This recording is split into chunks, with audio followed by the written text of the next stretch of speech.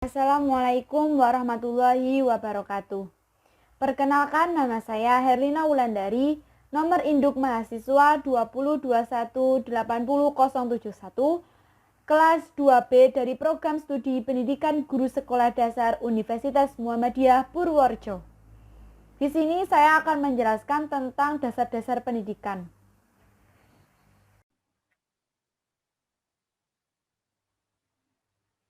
Dasar-dasar pendidikan di Indonesia.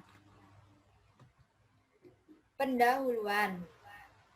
Pendidikan adalah usaha sadar dan terencana untuk mewujudkan suasana belajar dan proses pembelajaran agar peserta didik secara aktif mengembangkan potensi dirinya untuk memiliki kekuatan spiritual keagamaan, pengendalian diri, kepribadian, kecerdasan, akhlak mulia, serta keterampilan yang diperlukan dirinya, masyarakat, bangsa, dan negara.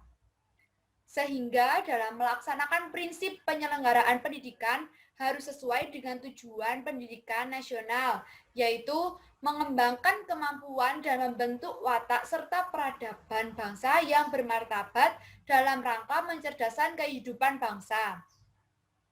Di Indonesia, proses pendidikan digunakan evaluasi, akreditasi, dan sertifikasi untuk memantau perkembangan pendidikan. Evaluasi dilakukan dalam rangka pengendalian mutu pendidikan secara nasional sebagai bentuk akuntabilitas penyelenggara pendidikan kepada pihak-pihak yang berkepentingan. Salah satu bentuk evaluasi pendidikan adalah dengan diadakannya ujian nasional baik di jenjang SD atau MI, SMP atau MTS, SMA atau MA, dan SMK atau MAK yang dapat digunakan sebagai tolak ukur kualitas pendidikan.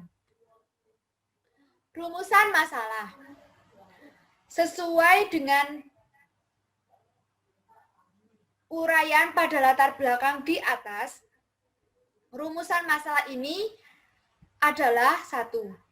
Apakah mutu pendidikan di Indonesia sudah baik? 2. Apa penyebab rendahnya mutu pendidikan di Indonesia? 3. Bagaimana solusi untuk memperbaiki mutu pendidikan di Indonesia? Tujuan penulisan. 1. Untuk mengetahui mutu pendidikan di Indonesia. 2. Untuk mengetahui penyebab rendahnya mutu pendidikan di Indonesia. 3. Untuk mengetahui solusi memperbaiki mutu pendidikan di Indonesia. Bab 2, yaitu pembahasan. Mutu pendidikan. Pendidikan adalah proses belajar mengajar terhadap peserta didik agar memiliki kecerdasan dan berkarakter yang baik, baik untuk diri sendiri maupun untuk masyarakat. Sebuah pendidikan biasanya diajarkan oleh guru, dan biasanya lokasinya di sekolah. Namun, sebenarnya pendidikan tak hanya dapat diberikan di sekolah saja. Pendidikan dapat kita dapatkan di mana saja. Guru merupakan seorang yang perlu digugu dan ditiru. Artinya, apabila kita menjadi sosok guru, kita harus bersikap yang pantas agar murid-murid dapat mencontohnya dengan baik. Mulai dari sikap terhadap murid, cara berbicara, sampai cara berpakaian, haruslah yang sesuai. Karena guru menjadi sorotan di kelas dan juga memiliki peran penting di sekolah. Jadi, guru harus memiliki kompetensi yang standar dan baik. Pendidikan di Indonesia saat ini mutunya masih sangat tertinggal jika dibandingkan dengan mutu pendidikan di luar negeri.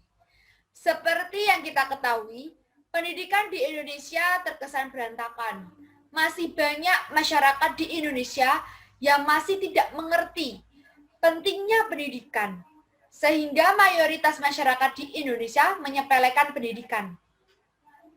Padahal jika ditilik lebih jauh lagi, pendidikan merupakan salah satu indeks pembangunan dan merupakan elemen mengukur maju atau tidaknya sebuah negara. Kualitas pendidikan yang rendah yang mengakibatkan matinya kreativitas anak didik pasca sekolah dan jatuhnya rasa percaya diri siswa pendidik ketika menghadapi dunia kerja yang keras.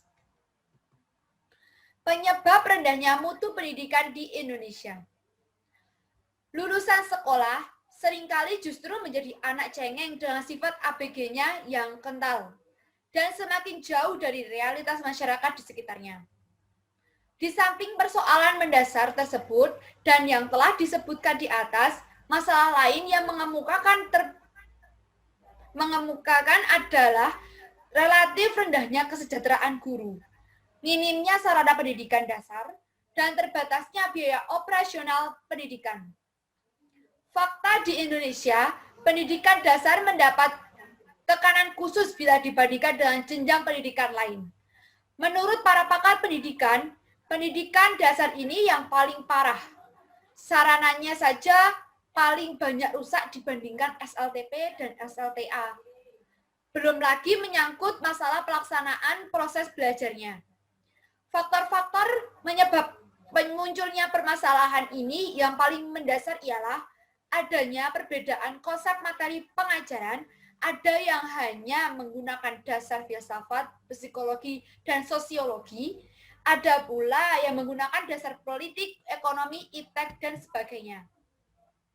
Faktor berikutnya yaitu perbedaan pemahaman.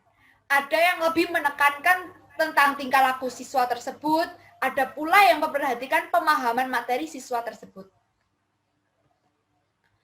Faktor-faktor yang mempengaruhi permasalahan pendidikan. 1. Perkembangan iptek. Di luar negeri, mereka telah memanfaatkan iptek sebagai sarana prasarana pendidikan. Sedangkan di Indonesia, baru saja memulai hal tersebut. Seperti contohnya, cara belajar mengajar saat ini tak hanya dilakukan di ruang kelas saja, tapi dapat dilakukan di rumah dengan cara pembelajaran video di internet. Contoh seperti penerapan UNBK. Hal tersebut juga memunculkan sebuah masalah, di mana daerah-daerah terpencil yang tidak menjangkau adanya listrik, mereka kesusahan untuk melaksanakan program tersebut. Untuk menyeimbangi pendidikan, pembelajaran di mana menggunakan otak kiri, kita juga perlu menggunakan otak kanan, di mana kita perlu mempelajari kesenian. Namun, di sini menimbulkan sebuah masalah, yaitu apabila seni adalah sesuatu yang penting, mengapa tak dimasukkan dalam ujian nasional? Bahkan di setiap sekolah pun jarang yang memiliki peralatan kesenian, karena harga peralatan tersebut relatif mahal. 2. Pertambahan penduduk. Berkembangnya penduduk yang semakin meningkat, tentunya semakin banyak anak-anak yang mendaftar ke sekolah-sekolah. Sementara penyebaran penduduk juga kurang merata, di mana perkotaan sangatlah padat penduduk, sehingga sarana prasarana di sekolah pada perkotaan kurang mencukupi. Sedangkan di daerah terpencil, mereka sepi pendaftar sekolah. 3. Dana. Pemerintah saat ini sedang kekurangan dana untuk membiayai pendidikan di Indonesia.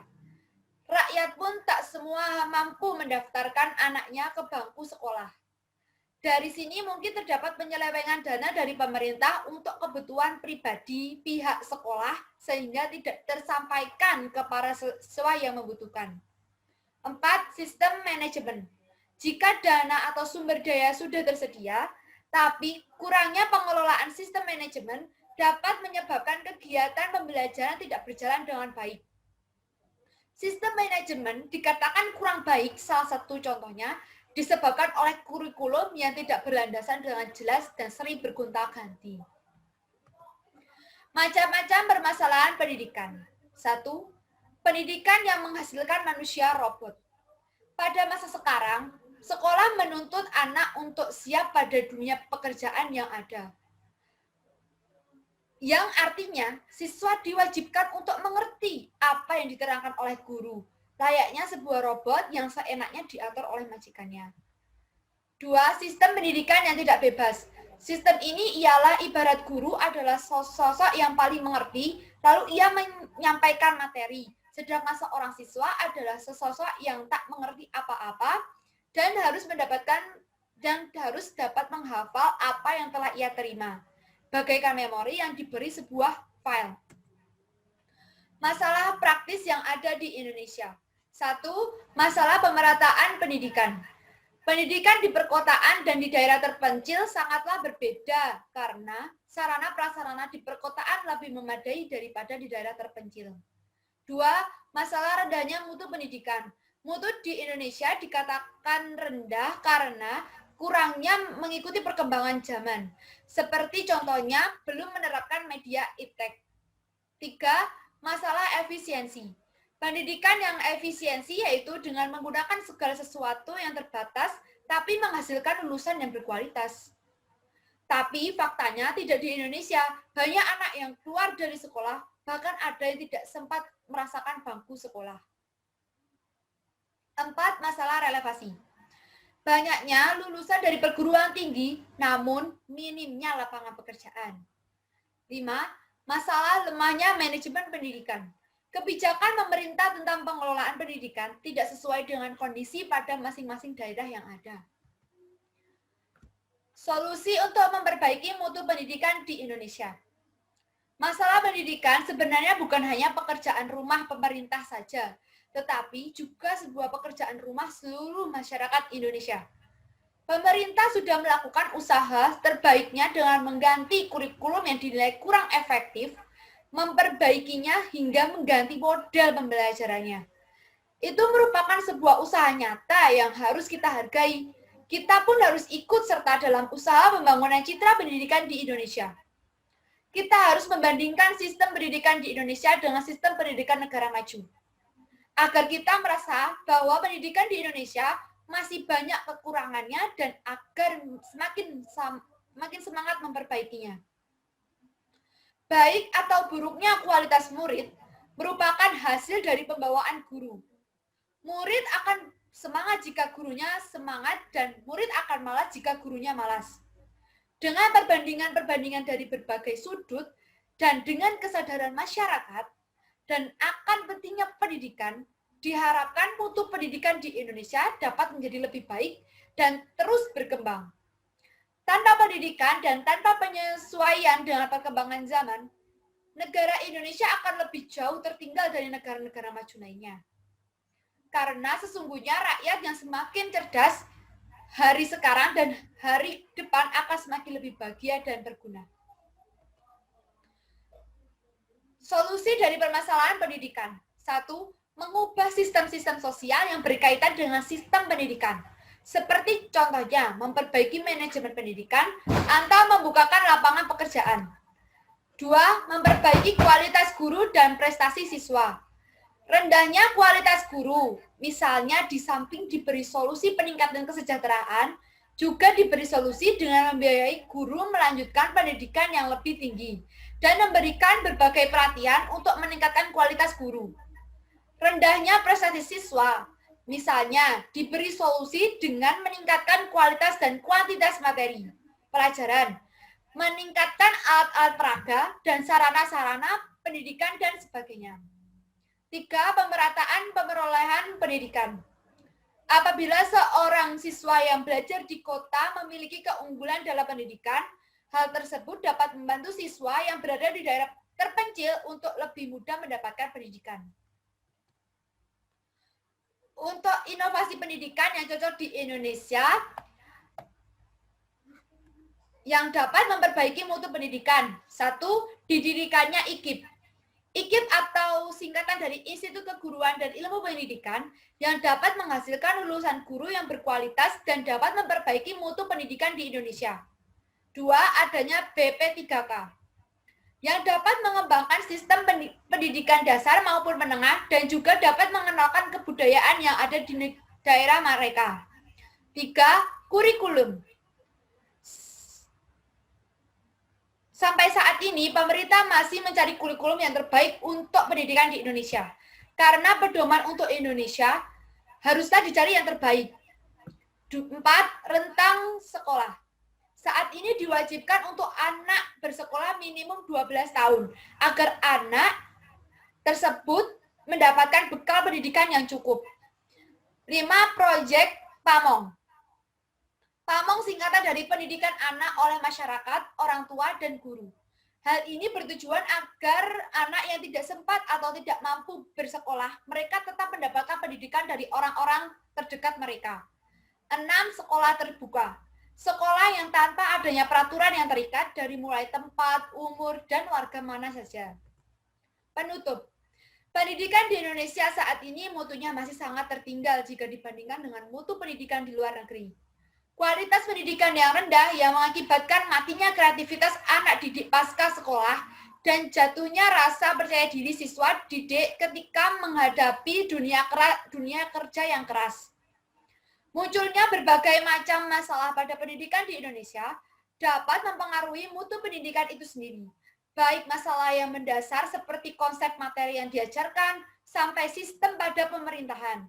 Solusi untuk meningkatkan mutu pendidikan di Indonesia ini merupakan tanggung jawab seluruh masyarakat di Indonesia ini. Sebenarnya banyak inovasi untuk meningkatkan mutu pendidikan. Namun sayangnya, tidak semua orang sadar untuk membantu berjalannya inovasi tersebut. Dan juga pada pendidikan di Indonesia, ini seorang anak perlu memiliki karakter yang baik. Mungkin itu yang dapat saya sampaikan. Apabila ada kekurangan atau kesalahan, baik pengucapan atau materi yang sudah saya sampaikan kurang, maka saya pribadi mohon minta maaf. Wassalamualaikum warahmatullahi wabarakatuh.